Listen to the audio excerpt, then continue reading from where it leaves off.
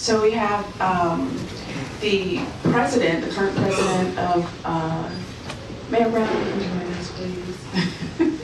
How you doing? All right. Mayor Cooper from Terrell, who's the president, and if you'll just raise your hand when I call your name. And Mayor Cableton from Gould. Mayor Hudson from Alzheimer. Mayor Griswold from Mitchellville. And Mayor Brown from Stevens, past president. So thank you all for being here.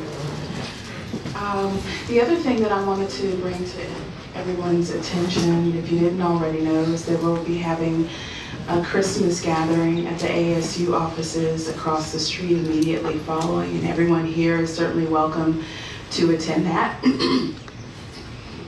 We have entering our treasurer. We're so glad you came, person of love. And so without further ado, we'll go ahead and get started. We're going to go ahead and call the meeting to order. And the first item of business is a presentation by the Arkansas Development Finance Authority, ADFA. And today we have the president of that organization, Aaron Burks. Who is here? So you can go ahead and join us, yes. And whoever you have with you can join you. Oh, okay. Oh, please. Yes, at the end. Mayor Brown, would you mind coming around? Yes, thank you so much.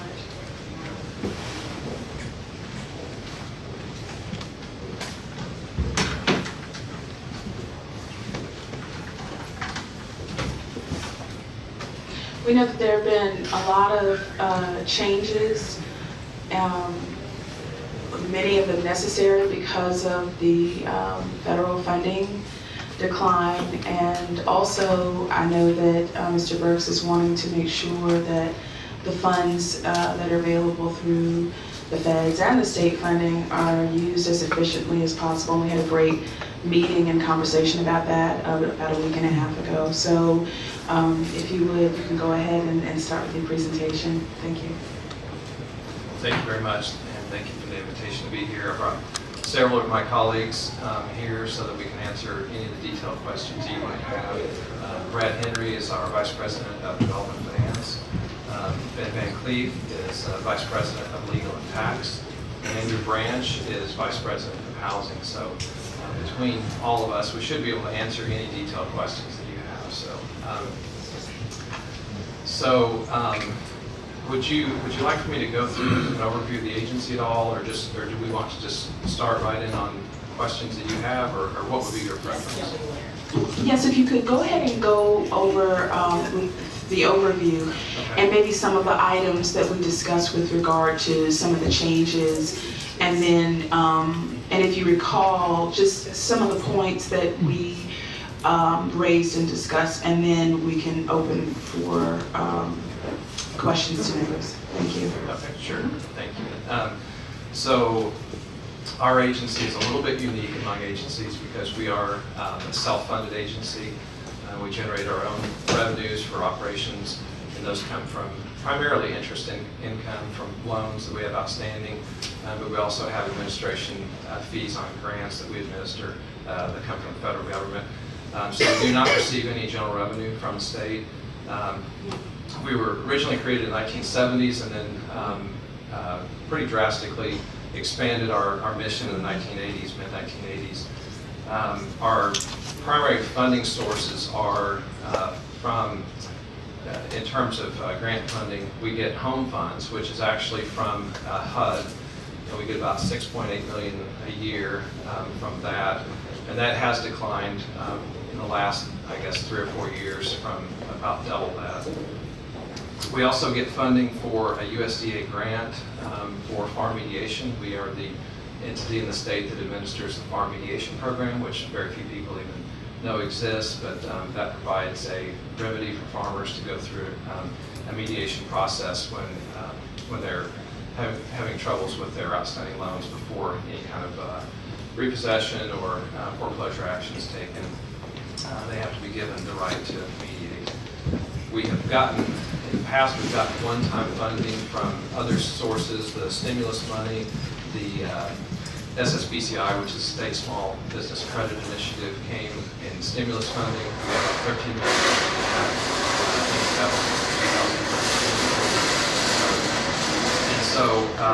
and then we haven't actually drawn down on this yet, but we are now getting $3 million a year in the National Housing Trust Fund, which also comes through HUD, so it's similar to the home program in that regard.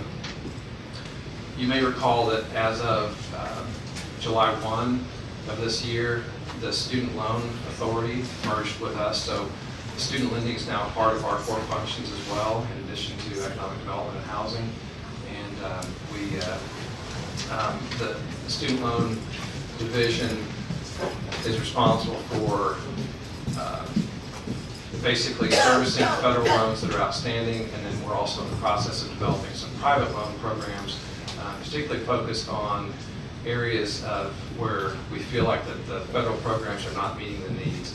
And one thing that we're looking at right now is doing a private loan program for the Arkansas Coding Academy at UCA, which it's about a $6,000 tuition. It's a 3 to 6 month program, and right now federal student aid is not available for that program. So we are looking at creating a program for that, hopefully as early as January. And we'll be looking for other niche programs, whether it's college or technical training. We're looking particularly for programs where there's a chance of success, in a career. And so we also, in the student lending area, we also are offering default management services, which, again, prior to the merger, I was not aware of this issue, but if a school falls below a certain threshold in terms of the repayment of their students, they can actually lose the ability to make student loans, federal student loans. So we had some schools in the state that were at risk of that.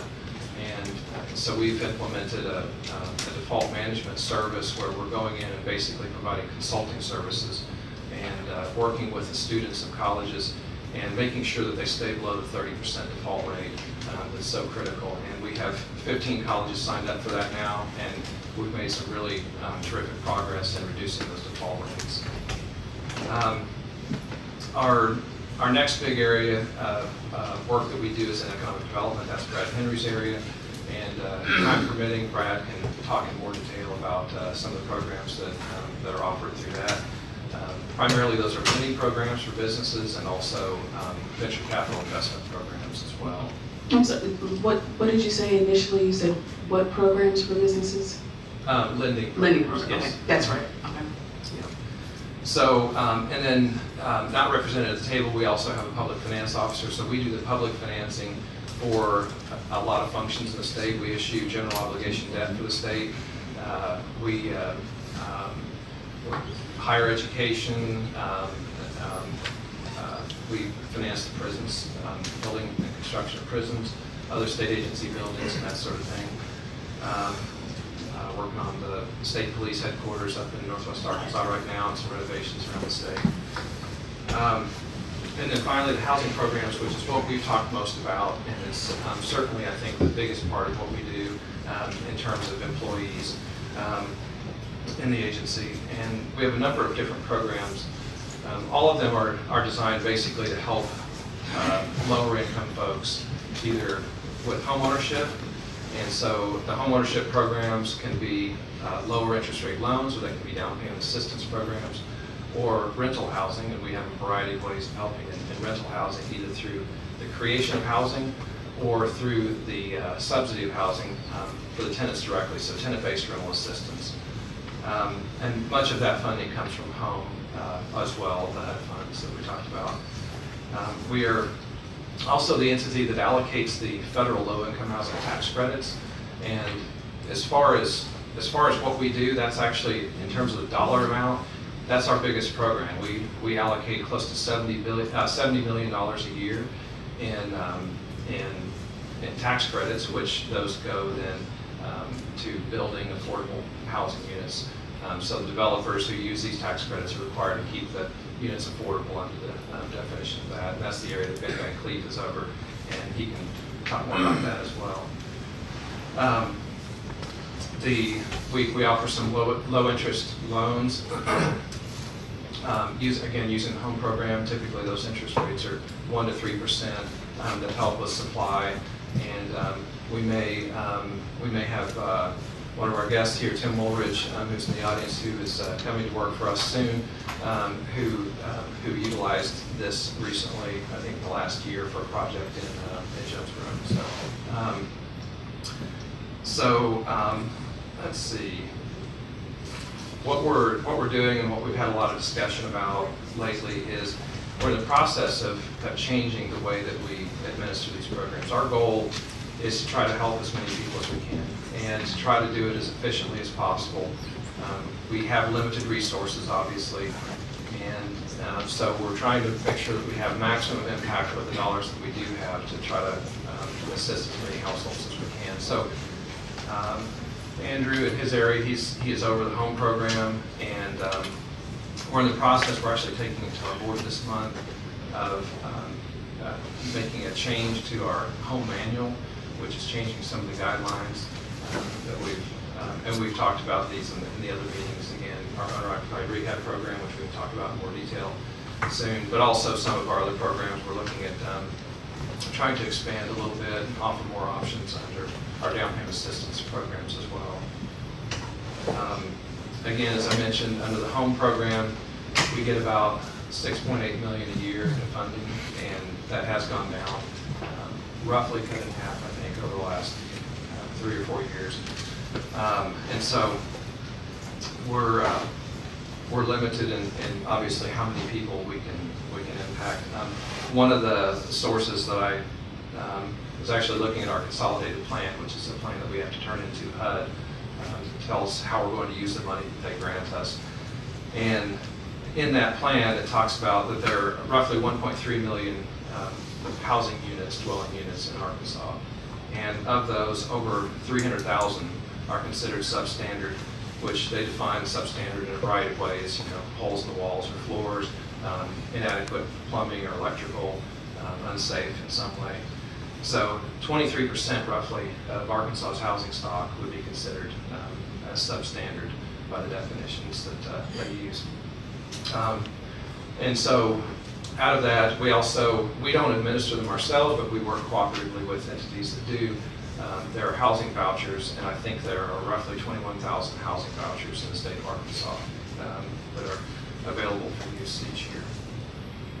So probably, do you want to talk about the changes in the home program?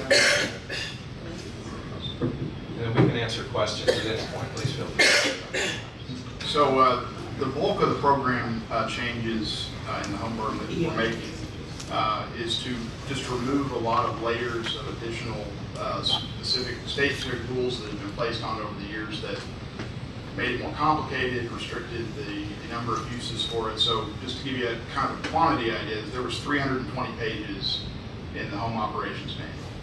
And the changes that we proposed would bring that down to 244. So most of the changes are just going back towards what does HUD require of the state of Arkansas, and not then a bunch more requirements that have been placed on it over the years that oftentimes didn't make sense. The one big change that has had really, quite honestly, the most controversy is we're getting rid of the reconstruction program. And that has been due to a number of reasons. One, the cut in funding. Those reconstructions typically cost around $100,000 a piece. So you just can't do much with the money that's available to as many people, where rehabilitation is about a quarter of that. So you can do about 4 times as many people if you're doing rehabilitation as with reconstruction. And to give you an idea of the numbers, about, I think it's 1.7 million of the 6.8 million in the consolidated plan goes to rehab and reconstruction. So again, if you're talking about reconstructions at $100,000 a piece, that's about 17 houses. And we have, again, over 300,000 houses that have issues. Or we could do 4 times that in rehab. So part of that is to encourage, and what a lot of other states have done is they have decreased the amount per home to try to encourage these partners that we have, these different nonprofits and cities and counties, to leverage other funds from Federal Home Loan Bank, from USDA, just any other funding source, private nonprofits, to try to bring more dollars in. There is a match requirement, and also we're encouraged to leverage those funds. So the reconstruction program was pretty much dollar for dollar. ADFA was putting in 100%. It wasn't a very efficient use. And then we saw probably about 20% are either foreclosed on or in danger of being foreclosed on. And we certainly don't want the state of Arkansas to be foreclosing on low-income individuals' homes. So the proposal that we have in the change in the home manual, the rehab, it's a lesser dollar amount per unit, but it would be in the form of 100% forgivable grant with no affordability compliance. So we would put $25,000 towards rehabilitation along with what other sources are available. We pay the nonprofit or developer that was assisting with that 10%, so $2,500, and then ADFA would be able to walk away from it with no risk to the homeowner of later maybe having their home foreclosed on.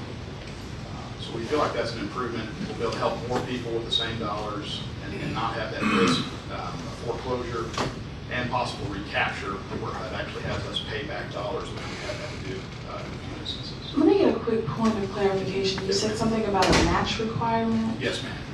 So the HUD requires states to match their funds, and most states it's 25%. The state of Arkansas, traditionally, HUD has granted a waiver and allowed us to use 12.5%. I will say for 17, HUD did not approve that waiver, so we are required to submit 25% match. That just means that for every dollar that we put in of home funds, there has to be 25 cents from some other source. It can be donations in kind, it can be dollars, but we have to match those, and if we don't, we would be subject to recapture with HUD. The match is not, I'm sorry. the match is not federal funds. Yes, yeah, state, local, or your donated labor, things like that. And for the benefit of the members, and I know some members have questions, can you clarify the amount of the funds that were dedicated to the rehab, the reconstruction projects, and then what the max or minimum would be now for rehabilitation under the change? So the total dollar amount on the consolidated plan was $1.7 million. We haven't done anything to change that, so we're still talking about $1.7 million. Right. The difference is for reconstruction, we would go to $90,000 plus 10%, so $99,000. And we're lowering that to 25 per plus 2,500 development fee. So going from 99 to 27.5. So you went from 99, which were in part loans. So 50% of that was a loan, and now you're going to $25,000, 27.5. 25 to the homeowner and 25 to the developer, and it's just a grant. Right, and that would be a grant Yes, to the ma'am. homeowner. Now, does any members have questions? Representative Love. Thank you, Madam Chair. And Andrew, you know, I'm pretty familiar with this program. In full disclosure, I work for Pulaski County, and so we have several of these programs that we've done in the past. So I'll let everybody know that. But here's, I guess, for clarification in my question. So traditionally, we had the $25,000 that which we would do, which was a grant, so to speak. So are you saying now, in place of the $90,000, we're going to be allowing agencies to use the $25,000 as they did the $90,000, and then provide non-repayable. So yeah, so it's Okay. just granted, and then they can leverage other funding sources with it. So if you want to do some weatherization money or some federal home loan bank money with that, that's fine with us. I mean, you know, or even a USDA loan up to, and Michael might know this, is it $19,999 or something? There's a certain dollar amount they can loan without even securing it, I think, for property. I'm not Something like familiar with that. So there's other sources available that you can stack with it. Yeah, but I think you said that you were doing away. Hold on, Are you- Hold on, Mr. Sorry, Jackson. I'm sorry. Hold on. Sorry, I don't.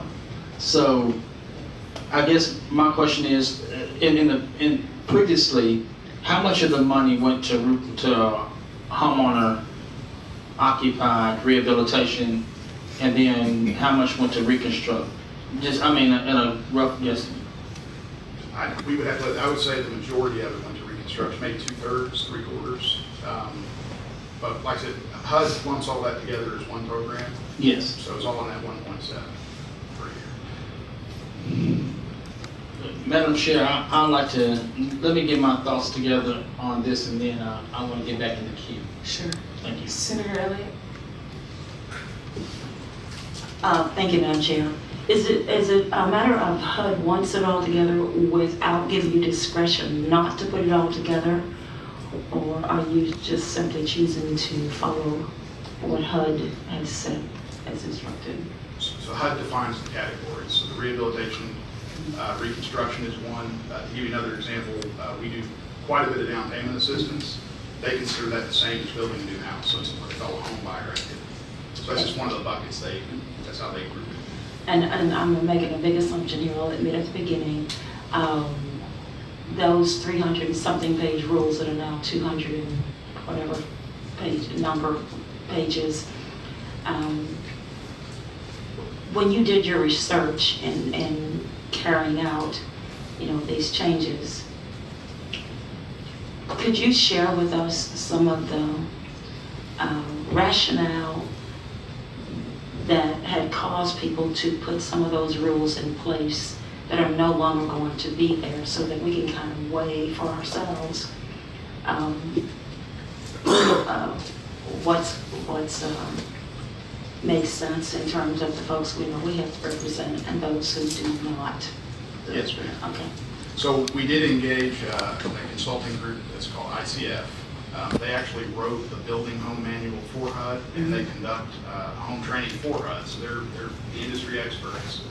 We relied heavily on their advice on kind of bringing it back towards the federal requirements. Numerous things in there that we talk about all day, but I'll give you an example of a change that we've made.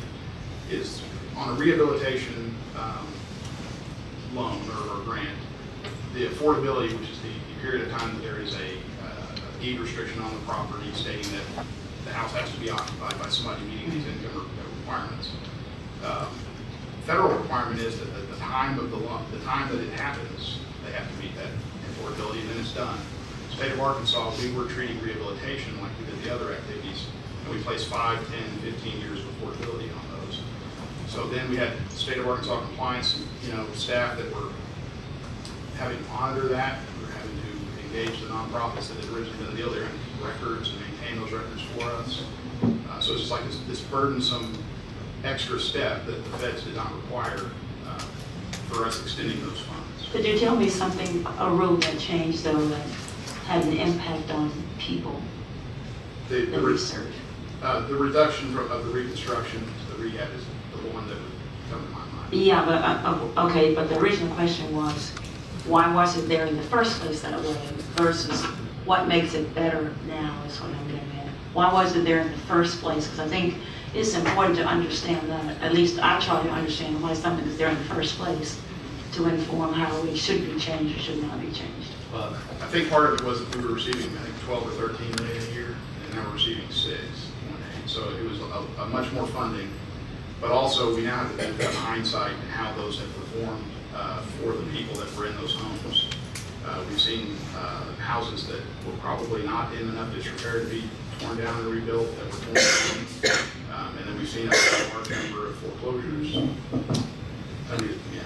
I was just going to say, one of the things, just as an example, following through with this example here, with the affordability period. So what happened was many of the people who were recipients of these grants and loans were elderly people. And what would happen then is that we had about 50, I think, at one point, deceased borrowers. And so as long as the affordability requirement is in place, which again, that was self-imposed by ADFA, then we have to ensure that whoever lives in that property meets the affordability requirements. And the argument for it, I think, the argument for keeping that affordability period is that you don't want to give basically a windfall to somebody and then let their kids come in the next year after they pass and get the benefit of that subsidy when they may or may not need it. They may not be income eligible. But from the standpoint of compliance, it's a nightmare. And again, what we found is, and why we backed off of these so much, is that we found that we're spending $90,000 on a house, $99,000 with the consultant fee, and the house, when it's done, is worth substantially less than the amount of money that's been invested. $45,000 of the $90,000 is in the form of a grant, but the other $45,000 is in the form of a loan. So that homeowner who had their home free and clear, or close to free and clear at the time that they entered into the program, are now burdened with a $45,000 mortgage on a property that may only be worth $15,000 or $20,000. And so what we had is when these folks passed away, they would have been able to potentially give something to their children. Instead, they're upside down. ADFA loses on that loan, obviously, and so it just was a really bad situation all the way around. And how many instances have we had like that?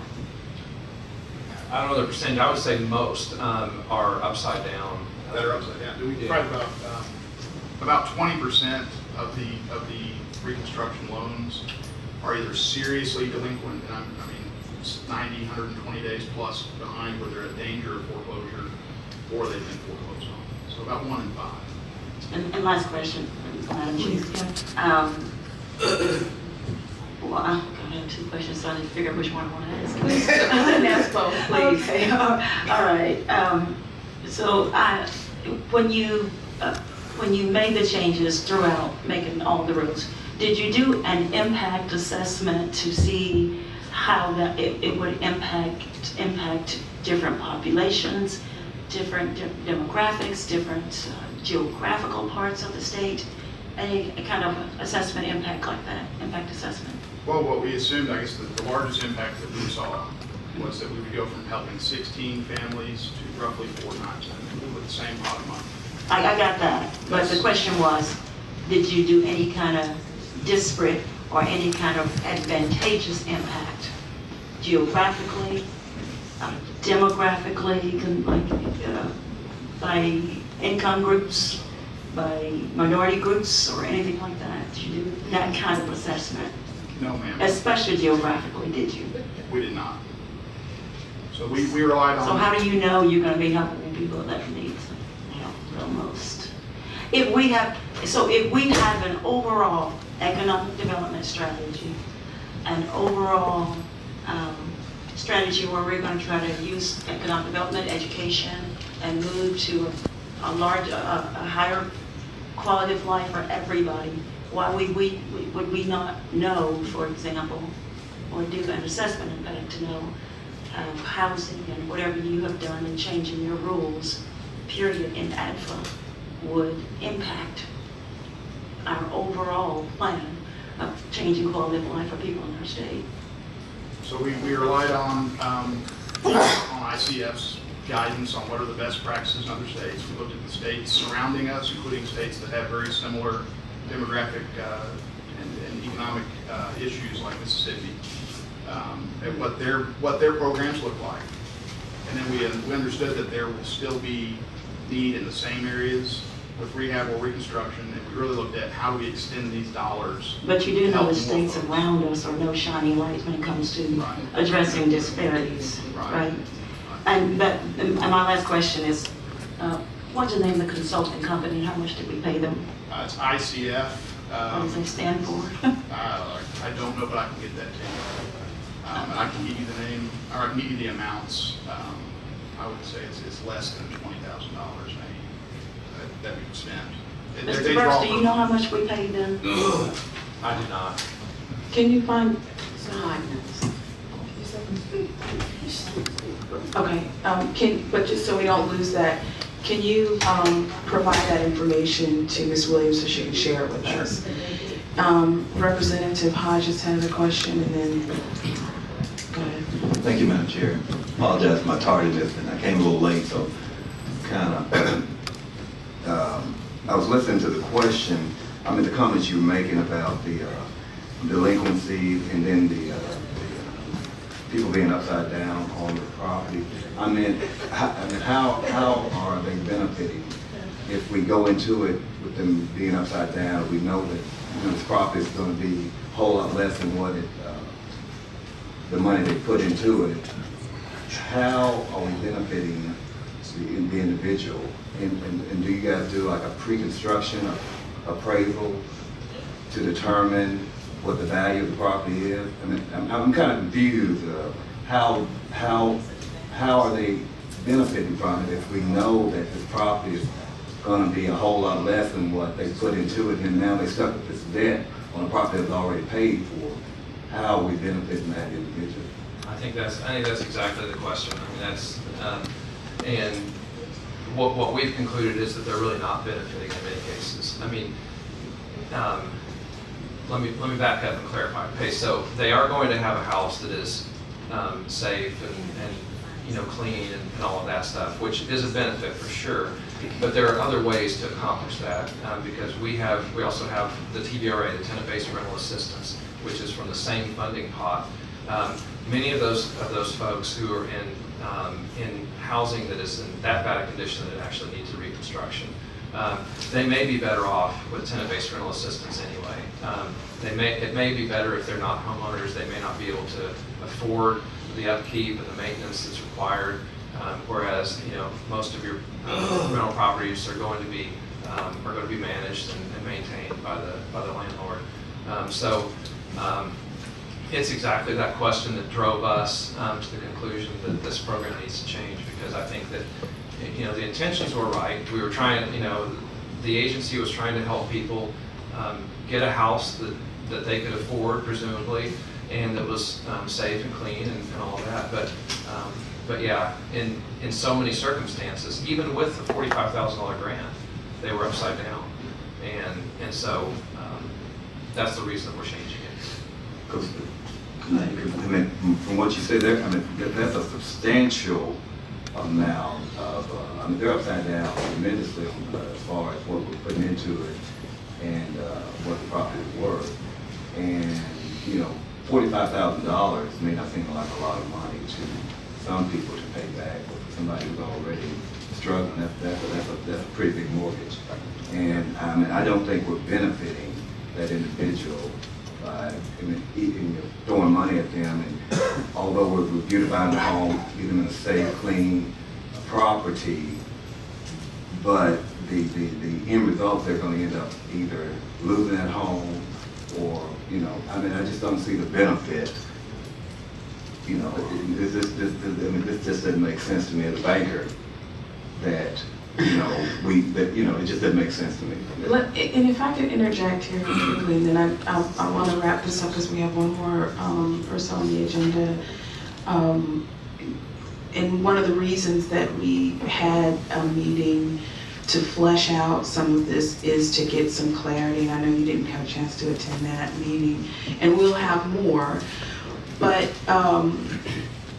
Representative Murdoch pointed out that this program was set up to actually provide assistance in areas where you were going to be upside down because of the incredible decline in the value of the property, and for a lot of reasons. And so, you know, I think that with that being the intent, I also see the point of trying to mitigate situations where people would foreclose on their loan at a higher rate than average.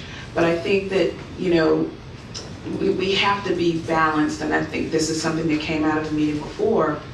What I hope comes from future exchanges and our sort of delving into this, and that is, because a lot of this is supposed to be helping people in our districts, okay? And so when you're looking at an economic development scenario where over the last 20 or 30 years, I'll take Pine Bluff, for example, where there was an incredible manufacturing, agriculture, and even timber-based economy.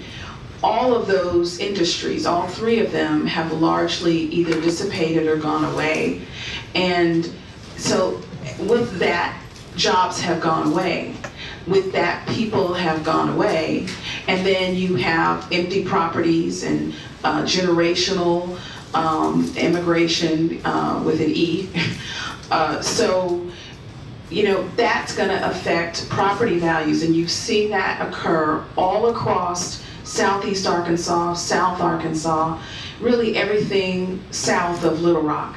And so that, coupled with job growth not coming to our areas, has nothing to do with the people or the willingness to work. It has to do with the provision of resources and jobs and investment, period, point blank. And so when you have these programs that are meant to help undergird these struggling areas while we try to figure out where we provide some new sea legs, so to speak, for the southern portion of this state, those kinds of programs are meant to help families, are meant to regenerate housing, because if we, and this is why we were talking about this, the biggest investment that most individuals make in this country, and the crux of the American dream, is going to be rooted in home ownership. And so if you have a majority of people who are leaving, you know, selling Big Mama's house for pennies on the dollar, what's going to happen to those communities? And we see what's happening to them. And so I applaud ADFA's effort to impact more people and to deal with the 20%. But I would also say, well, what without the research, as Senator Elliott asked about, I would ask, what has been the impact, the positive impact of those 80% who have homes that have been completely reconstructed and will be able to pass down homes to their family members, or use those homes, maybe, depending on where in the state, for businesses, or to send their kids to school, or for whatever. So I just think we have to be mindful that there are limited resources, and I'll close with this. You know, we're talking about a lot about the 6.8 that's going for home programs that's supposed to be benefiting individuals and help push individuals into home ownership. And we're not talking anything about the $70 million that's going to developers for tax credits to build rental housing, which does not help people build wealth. It doesn't help communities build wealth for the same area that's not getting a majority of the jobs that's contributing to the 3% unemployment that many people have enjoyed across the state, but certainly not in these areas. So with that, unless we have any more pressing questions from members, I will just say that we're going to continue to work with ADFA. We hope that we can find balance, and one of the things that came from the meeting is maybe we ought not throw the baby out with the bathwater and figure out a way to do smarter reconstruction while doing more rehab and making the best, most efficient outcomes. Senator Elliott. I would just like, during last session, there was all of this rigmarole about getting rid of the Arkansas Housing Trust legislation. Who's the person I should talk to at ADFA about the housing trust legislation to get your position on it? I don't need to do it now, but just who should I call so I don't just waste y'all's time? Okay. All right, I'll do it. Thank you. Representative Walker, quickly, and Representative Cooper. I mean, Mayor Cooper, quickly. Okay. Let me defer to Mayor Cooper first. Mayor Cooper, you have a question? Thank you. I guess I really just want to say, let me be the example if I can. Representative Flowers, please.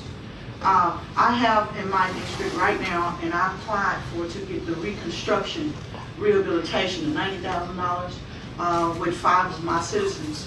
And so their houses, 3 of them, water is pouring through the roof right now, okay? So that means that the floors are being messed up as well.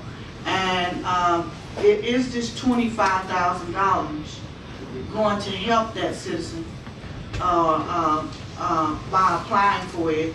You know, is that enough to do what needs to be done? Should they apply, or are we going to be wasting $25,000 by applying to get approved and trying to fix what we can with $25,000? Thank you. I would say, there's roughly 300,000 homes in the state of Arkansas, as Mr. Burks had said, that are in disrepair. Quite honestly, $1.7 million, even the whole 6.8 is not enough. Per house, $25,000 may not be enough to completely rebuild some houses. It won't fit for every house, but it will fit for a lot. There's definitely people that need a roof, an air conditioner, some basic accessibility upgrades. So this is not going to solve everybody's problem. There's just not enough money to do it, quite honestly. If we have 300,000 homes that need work, there's just not enough money for that. What do we do? We're going to continue in those conversations. I know we're not going to come up with that answer here today, but I think that was a poignant and important question. Thank you, Mayor. Thank you. Representative Walker. Representative Blake. Real quick, thank you, Madam Chair. Since we are decreasing the grant amount by $20,000, and we are getting rid of the loan amount by $45,000, is there going to be an effort to make sure that the people who are applying for these grants know how to couple that money with additional funding, since the amount has jumped from $90,000 to $25,000? Yes, sir. And we've actually, we've had some of our traditional partners already come forward with some ideas. Dr. Calvin King with Arkansas Land and Farm had an idea where he was coupling some USDA loan amount with, and then some weatherization money, and coming up closer to that $50,000 number. But having the person not owe as much, maybe around 20. So yeah, we'll be working with our partners, with ideas on ways to leverage those dollars. Can you make sure we are knowledgeable about those efforts as well? Yes, sir. Thank you. And if I could just add to that, so I mentioned Senator Woolridge is going to be joining us, and his position with us is going to be as Director of Outreach. And part of what we want to make sure, we feel like that ADFA has kind of flown under the radar for many years, and a handful of people were aware of the programs, and that handful of people utilized it a lot and well, but we didn't have widespread knowledge among the mayors and the county judges and all the different folks that we need to. So Senator Woolridge will be going out and making sure that people are aware of the programs that we have, and trying to form alliances and work with local municipalities and nonprofits and that sort of thing, to try to see if there's ways to pool resources to try to have more impact in the area. So we have some programs that we feel like that are federal programs, like the Mortgage Credit Certificate Program, for example, that we have resources in that program, and the Arkansans just need to know about it. It's a terrific deal for first-time home buyers to get up to $2,000 credit, tax credit, every year. And every first-time home buyer in the state who qualifies should be utilizing that. So we want to make sure that the federal resources that are out there to promote home ownership or affordable housing are being used by Arkansans. Thank you. Thank you all very much. Like I said, we will continue to communicate and work with you. And one of the things we know we need to do is to make sure that our mayors in our district, as well as our constituents, are adequately informed about those resources. And we also want to figure out, in the spirit of efficiency, how to help forge better communication and better partnerships among state entities. So for example, the historic preservation community would do well to partner with cities and partner with ADFA to ensure that our citizens are getting the most bang for their efforts and their buck and their homes as we try to help people build wealth. And the other thing two, I think that we're really interested in is how we can help you all help the state make better use of the tax credit dollars that are going to developers. And I love developers, specifically developers that develop in Pine Bluff, Jefferson County. We all do in our own areas. However, that doesn't do a lot to help our constituents build wealth and own homes. And so maybe there are some things that we need to be discussing with our congressional delegation, or things we need to do internally within ADFA to figure out how to create a better balance between 70 million and then 6.8. So with that, thank you so very much, and we'll probably follow up with you with some other questions that we know didn't get asked today. Thank you, thank you, thank you. Okay. The all-new MyLifeNewsNetwork.com with programming and news relevant to you.